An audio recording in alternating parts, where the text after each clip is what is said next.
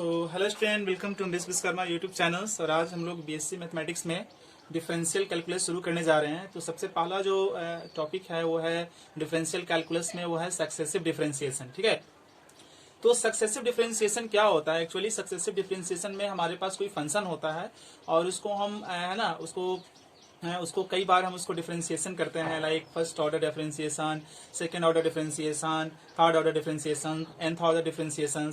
तो उसी को बोलते हैं सक्सेसिव डिफरेंशिएशन। लाइक जैसे सपोज करो कि हमारे पास एक फंक्शन है let y equal to f x, ठीक है, और उसको हम डिफरेंशिएट कर रहे हैं, differentiating with respect to differentiating with respect to, है ना, with respect to x we get. तो अगर हम इसको डिफरेंशिएट कर रहे हैं विद रिस्पेक्ट टू एक्स, तो इसको कैसे लिखेंगे? इसको लिखेंगे dy बाई डी एक्स, और ये हमारा बन जाएगा एफ डैश एक्स। ठीक है, तो ये कहलाता है फर्स्ट ऑर्डर, ये कहलाता है फर्स्ट ऑर्डर डेरिवेटिव, है ना, ये कहलाता है फर्स्ट ऑर्डर डेरिवेटिव। ठीक है, ये कहलाएगा फर्स्ट ऑर्डर डेरिवेटिव कहलाएगा। ठीक है ना, फर्स्ट ऑर्डर डेरिवेटिव।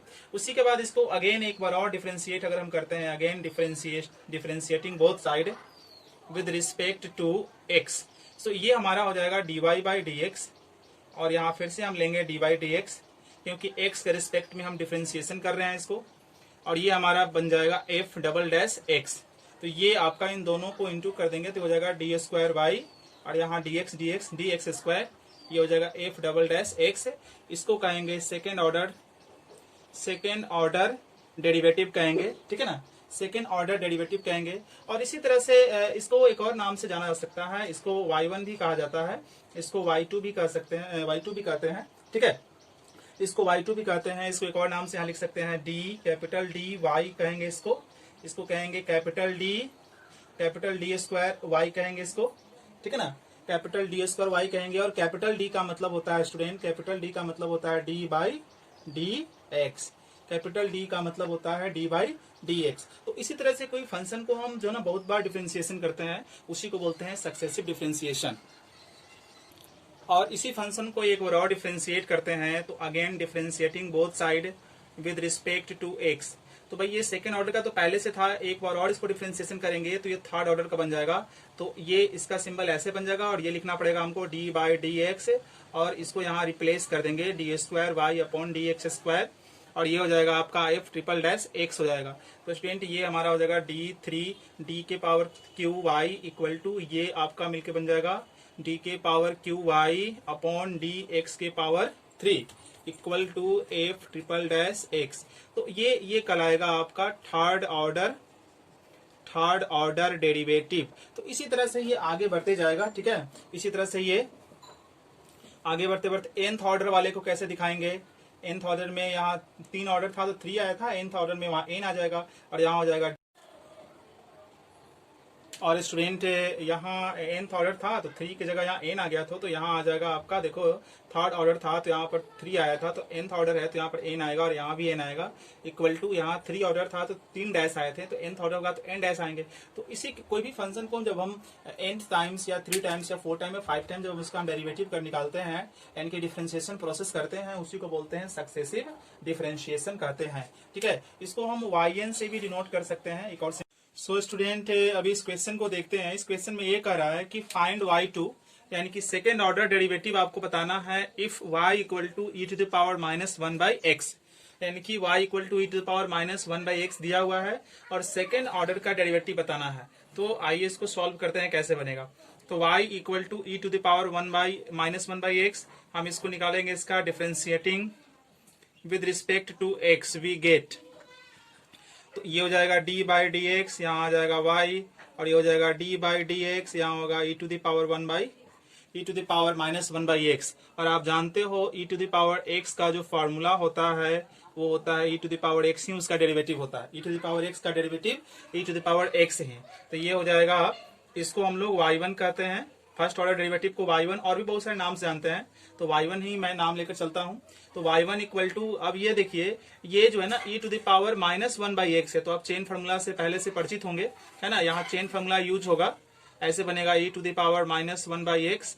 ठीक है, और ये किसका फंक्शन है? माइनस 1 बाई एक्स का है, तो नीचे ऐसे आ जाएगा। ठीक है, इंटू फिर इसका निकलेगा डेरिवेटिव, यानी कि -1/x/dx का डेरिवेटिव निकलेगा। तो y1, तो आप देखिए कि e to the power -1/x का हम डेरिवेटिव निकाल रहे हैं किसके रिस्पेक्ट में, -1/x के, तो सेम रह जाएगा आपका। और इसका डेरिवेटिव आप कुछ कुछ चीजों, छोटी छोटी चीजों का डेरिवेटिव आप खुद से एकदम याद रखें, जैसे -1/x का डेरिवेटिव जो होगा वो सीधे हो जाएगा +1/x², और +1/x का डेरिवेटिव जो होगा वो -1/x² होगा। तो इसका सीधे जो डेरिवेटिव होगा आप देखेंगे तो इसका डेरिवेटिव सीधे होगा 1/x²। तो y1 इक्वल टू हो गया e to the power -1/x by में x²। ठीक है, तो ये फर्स्ट ऑर्डर का डेरिवेटिव आ गया और हमें निकालना है सेकंड ऑर्डर का डेरिवेटिव। अब स्टूडेंट आप देखो कि इसको हमको सेकंड ऑर्डर का डेरिवेटिव निकालना है, तो हमको एक बार फिर से क्या करना पड़ेगा, differentiating with respect to x करेंगे। तो ये फर्स्ट ऑर्डर है, तो अगली बार डिफरेंशिएट करेंगे तो सेकंड ऑर्डर बन जाएगा। और ये चला गया u अपॉन v का, तो आपने फॉर्मूला पढ़ रखा है कि u अपॉन v का, u बाई v का जो डेरिवेटिव होता है, इसमें v को हम लोग ऐसे ही ज्यों का त्यों छोड़ते हैं, u का डेरिवेटिव निकालते हैं। ठीक है, और सीधे मैं शॉर्ट में यहाँ लिखता हूँ इस तरह से, v का डेरिवेटिव, v को छोड़ते हैं u का डेरिवेटिव निकालते हैं, फिर u को छोड़ते हैं v का डेरिवेटिव निकालते हैं, और नीचे होता है v²। तो उसी तरह से आप इसको u और v, ये हमारा u हो जाएगा, ये हमारा v हो जाएगा। तो v को हम ज्यों का त्यों छोड़ते हैं, मतलब x² को यहाँ ज्यों का त्यों छोड़ेंगे, और डेरिवेटिव हम किसका करेंगे, e to the power -x का डेरिवेटिव करेंगे, माइनस फिर u को छोड़ेंगे, इसको ज्यों का त्यों छोड़ देंगे हम यहाँ पर, और डेरिवेटिव किसका करेंगे, v का, यानी v यहाँ पर है x² का डेरिवेटिव करेंगे, और नीचे होता है v², यानी कि x² का स्क्वायर। तो y2 इक्वल टू, अब ये स्टूडेंट हम लोगों ने जब हम फर्स्ट ऑर्डर का डेरिवेटिव निकाल रहे थे, उसमें इसका डेरिवेटिव हम लोगों ने निकाला था, इसका निकाला था, तो उसमें हमारा जो फाइनली आया था 1/x² आया था, और ये आया था। ठीक है, इसका डेरिवेटिव हम लोगों ने निकाला था फर्स्ट ऑर्डर में, y1 में जब निकाल रहे थे तो ये आया था। ठीक है, -e to the power -1/x, और यहाँ x² का डेरिवेटिव होगा स्टूडेंट 2x, और यहाँ हो जाएगा x टू द पावर 4। अब आप देखो यहाँ से ये कैंसिल हो गया, तो y2 इक्वल टू, अब ये दोनों में कॉमन भी है, तो आप इसको कॉमन को निकाल भी लो यहाँ से, तो यहाँ नथिंग इज लेफ्ट, कुछ नहीं बचा, और यहाँ हमारे पास 2x बच गया, और नीचे हो गया x के पावर 4। तो ये था आपका सेकेंड ऑर्डर डेरिवेटिव जो निकल गया क्वेश्चन के अनुसार। सो स्टूडेंट हमारे पास दूसरा जो क्वेश्चन है कि find y2 second order derivative if y equal to cos inverse x है। तो आइए स्टार्ट करते हैं, इसको कैसे सॉल्व करेंगे। तो y equal to cos inverse x, y1 निकालते हैं, यानी कि फर्स्ट ऑर्डर डेरिवेटिव। तो फर्स्ट ऑर्डर डेरिवेटिव कैसे निकालेंगे, तो आपको पता है कि cos इनवर्स का सीधे सीधे फॉर्मूला होता है -1 माइनस x², -1 अपॉन √1 -x², ये इसका डायरेक्टली फॉर्मूला होता है। ठीक है, सो स्टूडेंट हम लोगों ने फर्स्ट ऑर्डर डेरिवेटिव तो निकाल लिया, यहाँ पर फर्स्ट ऑर्डर डेरिवेटिव हो गया। अब हमें सेकंड ऑर्डर डेरिवेटिव निकालना है, तो अगेन इसको डिफरेंशिएशन करेंगे। तो अब देखो यहाँ से ये तो चला गया, ये इसको ऐसे भी कर सकते हैं, इसको हम लोग ऐसे भी थोड़ा सा चेंज कर सकते हैं, 1 -x², 1 -x², है ना। देखिए -1 अपॉन 1 -x², इस पर रूट चढ़ा हुआ है, तो रूट का मतलब होता है 1/2। चलिए अभी फर्स्ट ऑर्डर है, हम लोग सिंप्लीफाई कर रहे हैं, इसको ऊपर भेज देते हैं न्यूमरेटर में, तो ये हो जाएगा -1 -x² to the power -1/2। Because आप जानते हो 1/x के पावर m होगा, तो इसको न्यूमरेटर में भेजेंगे तो इसका पावर निगेटिव हो जाएगा। ठीक है, क्योंकि यहाँ पॉजिटिव था तो यहाँ निगेटिव हो जाएगा। तो अब ये देखो y1 हमारे पास सिंपल फॉर्म में इस तरह से आ गया। अब इसको हम सेकेंड टाइम्स डेरिवेटिव का निकालते हैं, जो हमें क्वेश्चन में भी निकालना है।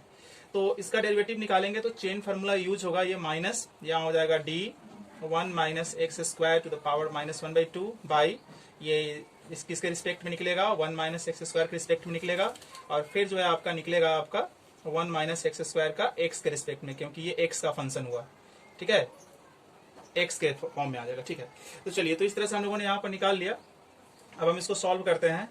ये चला गया xn के फॉर्म में, तो आपको पता है xn का जो डेरिवेटिव होता है वो होता है nx n-1, nx और x के पावर n-1। तो उसी तरह से ये माइनस तो पहले से माइनस है, यहाँ पर जो पावर है वो -1/2 पहले आ जाएगा, और ये 1 -x², ये क्वेश्चन सेम के सेम लिखेंगे और पावर -1 कर देंगे। और इसका जो है चला जाएगा कौन से फॉर्म पे, इसका चला जाएगा आपका, इसका चला जाएगा भाई fx माइनस gx, डेरिवेटिव निकालना है तो अलग अलग निकलेगा। पहले fx का डेरिवेटिव निकलेगा, फिर आपका gx का डेरिवेटिव निकलेगा, इस तरह से डेरिवेटिव इसका निकलेगा। तो इसका अलग अलग करना पड़ेगा हमको, 1 का डेरिवेटिव निकालना पड़ेगा, 1 का डेरिवेटिव निकालना पड़ेगा, देन आपको निकालना पड़ेगा x² का डेरिवेटिव। चलिए, तो ये आप देख सकते हो यहाँ माइनस माइनस प्लस हो गया, तो second order derivative equal to 1/2। और आप इसको देखो, ये -1/2 और -1, तो स्टूडेंट आपको पता है यहाँ होना चाहिए -3/2 ऐड हो जाएगा ना, और ये कांस्टेंट है तो 0 हो जाएगा, 0 हो जाएगा। और x स्क्वायर का होता है डेरिवेटिव 2x। तो आप इस तरह से कह सकते हो यहाँ पर कि 1/2, ये 1/2 इंटू इस तरह से कह सकते हैं 1 माइनस एक्स स्क्वायर के पावर -3/2, एंड देन यहाँ पर आ गया -2x। तो ये दो दो कैंसिल, तो y2 इक्वल टू -x, इसका पावर निगेटिव है, तो इसको अगर हम डिनोमिनेटर में लेकर आएंगे तो ये हमारा पॉजिटिव बन जाएगा। और इस तरह से फाइनली हमारे पास सेकेंड ऑर्डर डेरिवेटिव क्वेश्चन मिल भी गया स्टूडेंट।